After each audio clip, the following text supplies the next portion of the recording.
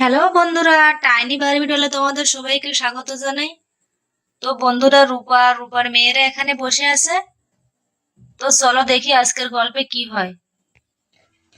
রিঙ্কি, পিঙ্কি, আজ কিন্তু সুন্দর করে পড়াশোনা করবে। তোমাদের স্কুলের ম্যাডাম কিন্তু প্রতিদিন আমাকে নালিশ করছে যে তোমরা পড়ালেখায় মোটেও ভালো করছো না। হ্যাঁ মা, আমরা তো পড়ছি। রিঙ্কি, তোর পড়া কি হয়েছে? না, আমার এখন একটু বাকি আছে। ও, আমার বাংলা পড়াটা হয়ে গেলেই হয়ে যাবে। হ্যাঁ হ্যাঁ, তোমরা বাংলা ইংরেজি সব সুন্দর করে পড়ো। আমি তোমাদের জন্য চা নিয়ে আসছি। হ্যাঁ মা, চা হলে অনেক ভালো হবে। আমাদের পড়তে পড়তে না গলাটা একদম শুকিয়ে গেছে। চার সাথে কয়েকটা বিস্কুটও নিয়ে এসো মা। ঠিক আছে, আমি তোমাদের জন্য নিয়ে আসছি। শোনো, তোমরা ওখানে বই পড়ো, আমি নিয়ে আসছি। মেয়েদের জন্য একটু চা নিয়ে আসি। ওরা অনেকক্ষণ থেকে পড়ালেখা করছে, ওদেরও তো কিছু খাওয়া প্রয়োজন। আমারও খিদে পেয়ে গেছে অনেকক্ষণ থেকে। যাই, সবাই মিলে এক জায়গায় বসে চা নাস্তা খাবো। এটা বলে হাঁটতে হাঁটতে রূপা রান্নাঘরের দিকে এগোতে থাকে। বন্ধুরা, যাই, চুলায় একটা পাতিল বসিয়ে দিই, তারপর জল দিয়ে গরম হয়ে গেলে চাটা দিয়ে দেবো। এটা বলে রূপা হাঁড়িতে চা বসিয়ে দেয়। এ রিঙ্কি, চল চল, আমার পড়া তো শেষ হয়ে গেছে। চল, রান্নাঘরে মাকে ডেকে চা খেয়ে আসি। ওহো, আমারও তো এখনো একটু বাকি আছে পিঙ্কি। তোর এখনো বাকি আছে? ঠিক আছে, আমি তোর জন্য অপেক্ষা করছি, তুই ওগুলো কমপ্লিট কর। আর তখনই রিঙ্কিদের বাড়ির সামনে বাইক নিয়ে একজন অপরিচিত লোক আসে।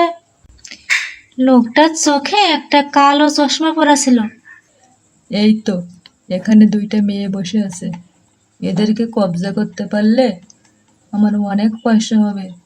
বসের কাছে এই দুইটা বাচ্চা বিক্রি করলে বস আমাকে অনেক টাকা দেবে। এই রিঙ্কি, দেখ, ওইখানে একজন গাড়ি নিয়ে দাঁড়িয়ে আছে। তুই কি ওকে চিনিস? না, আমি তো কখনো দেখিনি। তখনই লোকটা বাচ্চাদেরকে ডেকে ওঠে আর বলতে থাকে, এই যে বাচ্চারা, তোমরা চকলেট খাবে? আমি চকলেট নিয়ে এসেছি তোমাদের জন্য। এই চকলেটগুলো অনেক সুস্বাদু। তোমরা কি খেতে চাও চকলেট? হ্যাঁ হ্যাঁ আঙ্কেল, আমি চকলেট খেতে চাই। আমিও চাই। চকলেট আমাদের খুব ফেভারিট। তাহলে চলো আমার সাথে। ওই যে সামনে একটা দোকান আছে, ওখান থেকে আমি তোমাদের চকলেট কিনে দেবো। ঠিক আছে আঙ্কেল, চলুন। এটা বলে রিঙ্কি আর পিঙ্কি সেই লোকটির পিছু পিছু চলে যায়। বন্ধুরা, চলো বাচ্চারা, আমি দোকান থেকে তোমাদের চকলেট কিনে দিচ্ছি। এই বাচ্চাগুলোদের দোকান অবধি নিয়ে গেলে আমারও অনেক লাভ হবে। ওইখানে দোকানের ধারে যেতে পারলেই তো আমি ওদের নিয়ে পলাতে পারবো। আর তখনই রূপার চা রান্না হয়ে যায়। বন্ধুরা, রূপা রান্নাঘর থেকে তার মেয়েদের দিকে আসতে থাকে। রিঙ্কি, পিঙ্কি, তোমরা চলে এসো, আমি তোমাদের চা রেডি করছি। রিঙ্কি, পিঙ্কি।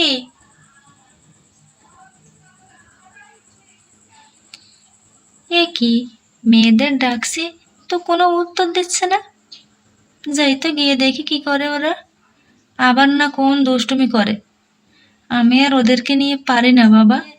আর তখনই রূপা তার মেয়েদেরকে সবাই দেখতে না পেয়ে চিন্তিত হয়ে পড়ে।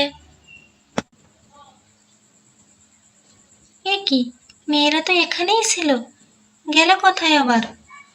এই মেয়ে দুটি না আমাকে যা টেনশনে ফেলে, আমি আর পারি না। আমাকে বললো চা খাবে, আর এখন দেখো আমার চা হয়ে গেছে আর মেয়েদের পাত্তা নেই, গিয়েছে কোথায় বাইরে খেলতে আবার। এখন আমার চাটাও ঠান্ডা হয়ে যাবে। দেখি ওদিকটা একটু খুঁজে দেখি, কোথায় যেতে পারে আবার। আর বন্ধুরা, তখনই রূপা দেখে তার দুই মেয়ে একটি বাইকে উঠে রাস্তা দিয়ে একজনের সাথে চলে যাচ্ছে। এ কি, আমার মেয়েরাও কার গাড়িতে উঠলো? কি লোকটা, আমি তো চিনি না।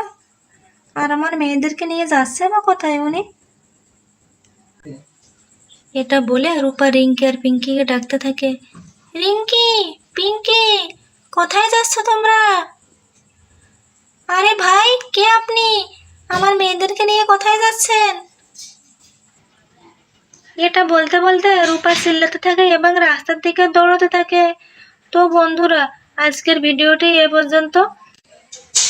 এরপরে কি হতে চলেছে তা দেখতে হলে অবশ্যই আমাদের সাথে থাকুন বন্ধুরা।